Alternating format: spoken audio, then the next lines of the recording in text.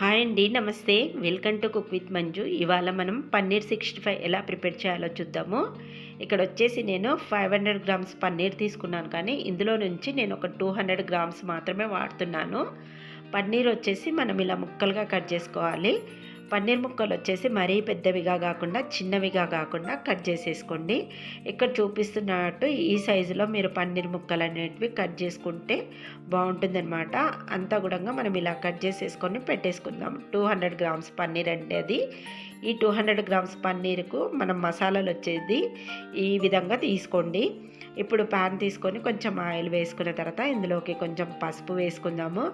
ఆ తర్వాత 1 tea spoon దాకా సాల్ట్ వేసుకుందాము. నెక్స్ట్ కారం వచ్చేసి కాశ్మీరీ చిల్లీ పౌడర్ వాడుతున్నాను. 1.5 టీ స్పూన్ తీసుకున్నాను. ఈ కారం వేసుకోవడం వల్ల మంచి కలర్ఫుల్గా ఉంటుందన్నమాట. నార్మల్ కారం అయితే 1 టీ స్పూన్ తీసుకోండి. అలాగే ఇక్కడ నేను కొంచెం ధనియా పౌడర్ తీసుకున్నాను. తర్వాత జీలకర్ర పొడి 1/4 టీ స్పూన్ వేసుకున్నాను. నెక్స్ట్ పెప్పర్ పౌడర్ వచ్చేసి 1/4 టీ స్పూన్ వేసుకోవాలి. తర్వాత ఇక్కడ గరం మసాలా వచ్చేసి 1/4 టీ స్పూన్ వేసుకోండి. నెక్స్ట్ ఇక్కడ షాహీ పన్నీర్ మసాలా 1/2 టీ స్పూన్ వేసుకోండి. తర్వాత ginger garlic paste 1 teaspoon వేసుకోండి. వేసేసుకున్న తర్వాత ఈ మసాలాలన్నీ కూడా ఆయిల్లో మంచిగా కలిసేటట్టు ఇలా కలుపుకోవాలి. ఈ మసాలాలు కలిపేటప్పుడు ఇలా వెడల్పాటు ప్యాన్లోనే కలుపుకుంటే మనకు పన్నీర్కి మసాలాలు అనేటివి చక్కగా పడతాయి అన్నమాట. ఈ మసాలా అంతా కూడా మంచిగా చేతితోటే ఇలా కలుపుకోవాలి. ఇలా కలుపుకున్న తర్వాత ఇప్పుడు ఇందులోకి పన్నీర్ ముక్కలు వేసుకుందాం. పన్నీర్ ముక్కలు వేసుకున్న తర్వాత బాగా మెల్లిగా కలుపుకోవాలి. గబగబగా కలుపుకున్నామంటే మనకు విరిగిపోతాయి అన్నమాట. పన్నీర్ ముక్కలు వచ్చేసి మెల్లగా కలుపుకోవాలి. ముక్కకు కూడా మంచిగా మసాలా పట్టేటట్టు కలుపుకోండి. ఇలా కలుపుకున్న తర్వాత ఇప్పుడు ఇందులోకి 2 స్పూన్ల వరకు మైదా పిండి వేసుకోండి.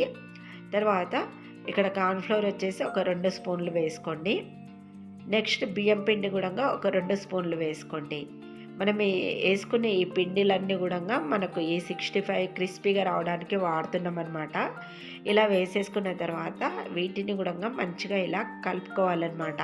ఈ మైదా అలాగే కార్న్ఫ్లోర్ అన్నీ కూడా పన్నీర్కి పట్టేటట్టు కలుపుకోవాలి. ఇలా చక్కగా కోట్ చేసేసుకోండి. ఇలా చేసేసుకున్న తర్వాత ఇప్పుడు మనం ఇందులోకి వాటర్ అనేది యాడ్ చేసుకోవాలి. వాటర్ వచ్చేసి ఒకేసారి వేసుకోవద్దు, కొద్దిగా వాటర్ వేసుకుంటూ కలుపుకోవాలి.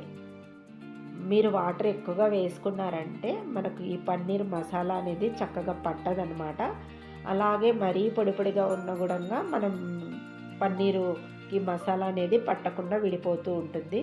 కాబట్టి జాగ్రత్తగా వాటర్ యాడ్ చేసుకోవాలి. ఇప్పుడు ఇలా జస్ట్ 1 టీ స్పూన్తో మాత్రమే మనం వాటర్ వేసుకుంటూ చూసుకుంటూ కలుపుకోవాలన్నమాట. ఇలా మధ్యలో వేసుకుంటూ కలుపుకుంటూ ఉండండి. ఇక్కడ చూపిస్తున్నాను చూడండి. ఈ ప్రాసెస్లోనే మీరు ప్రిపేర్ చేసుకోవాలన్నమాట.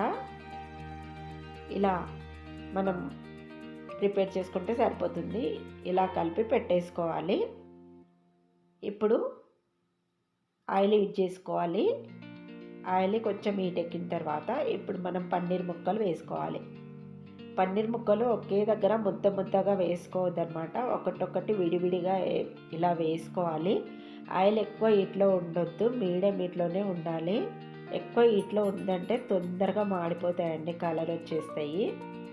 అందుకని మీడియం హీట్లోనే ఫ్రై చేసుకోండి. వేసిన వెంటనే కదిలించకండి.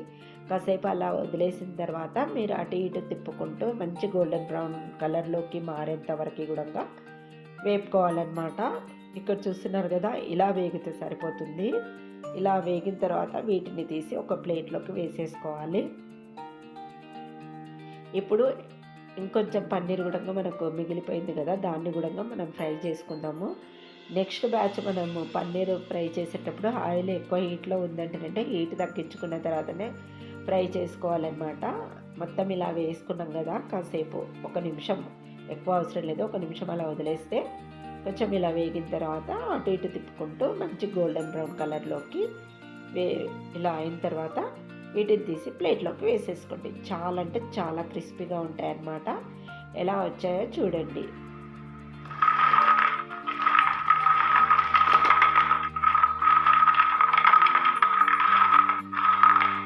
చూసారు కదండి ఎంత క్రిస్పీగా వచ్చాయో.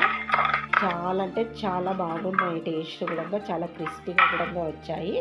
ఇప్పుడు మనం వీటికి పోపు వేసుకుందాము. పాన్ పెట్టేసుకొని కొంచెం ఆయిల్ వేసుకోవాలి. ఆయిల్ కొంచెం వీటెక్కిన తర్వాత ఇందులోకి కొంచెము జీలకర్ర వేసుకోండి. తర్వాత ఆవాలు కూడా వేసుకోవాలి.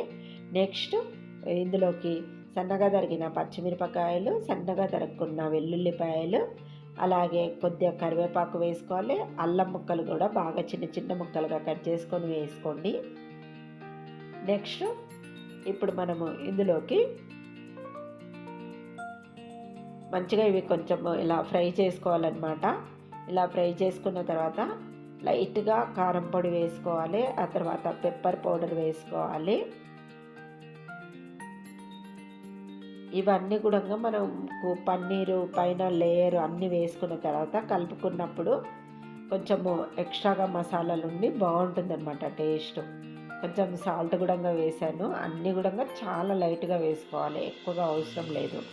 ఇలా కొంచెం వేగిన తర్వాత ఇప్పుడు ఇందులోకి పన్నీర్ వేసుకుందాం. పన్నీర్ వేసేసుకున్న తర్వాత ఇలా మంచిగా కలుపుకోవాలన్నమాట. ఇలా బాగా కలిపేసుకోండి. ఈ టైంలో మరీ ఆయిల్ అనేది ఎక్కువగా వేసుకోవద్దన్నమాట.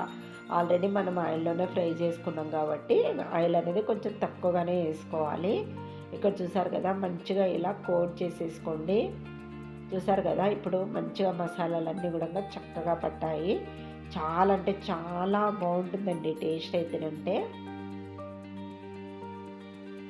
ఇలా మీరు ప్రిపేర్ చేసి పిల్లలు స్కూల్ నుంచి రాగానే ఇచ్చారంటే పిల్లలైతే చాలా అంటే చాలా ఇష్టంగా తింటారండి. అంత బాగుంటాయి అన్నమాట. మరి మీకు ఈ పన్నీర్ రెసిపీ నచ్చినట్టయితే తప్పకుండా ట్రై చేసి ఎలా వచ్చిందో నాకు కామెంట్ రూపంలో తెలపండి. మరి మరిన్ని ఇంట్రెస్టింగ్ వీడియోస్ కోసం ప్లీజ్ నా ఛానల్ని సబ్స్క్రైబ్ చేయండి. అలాగే లైక్ ఇవ్వడం అయితే మర్చిపోకండి. వీడియో నచ్చితే మీ ఫ్రెండ్స్కి, మీ రిలేటివ్స్ కూడా షేర్ చేయండి. ప్లీజ్ అండి, నాకు సపోర్ట్ చేస్తూ ఉండండి. Thanks for watching my video.